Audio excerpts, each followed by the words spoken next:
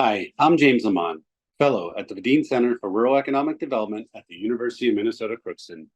Today, we're going to talk about Midwest farmer demographics. First, farmers are getting older. The average age of a Midwest farmer is 57 years old, and over 30% of farmers are over 65. Given this aging population, there are continuity mechanisms that aren't quite in place that need to continue to grow in order to ensure that farms continue beyond their current fourth, fifth, or sixth generation family. In addition to being older, they tend to be less ethnically diverse. As you can see from the graph, Hispanic farmers are most prevalent in states like Missouri, Kansas, Michigan, and Illinois, where they account for roughly 1 in 10 to 1 in 7.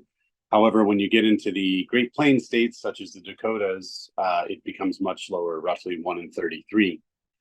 In addition, Black farmers comprise of less than 1% of the farmer population in the Midwest. They typically work in and around urban centers.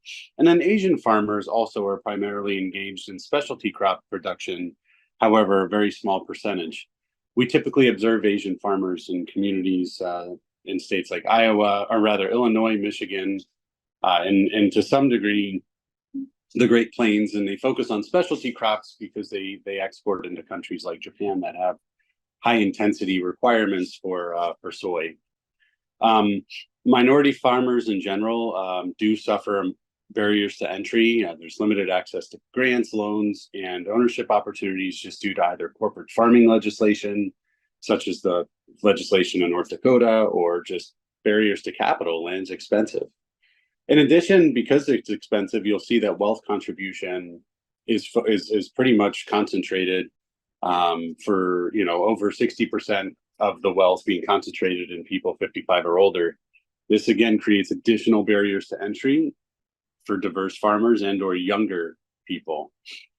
Income disparities also, we tend to see lower incomes associated with minority farmers, and with respect to land ownership.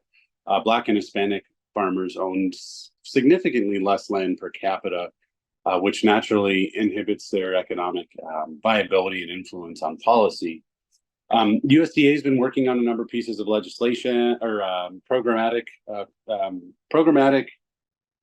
concepts. However, they've been held up in either state Supreme Courts, federal courts, just due to the fact that there have been some discriminatory lawsuits filed.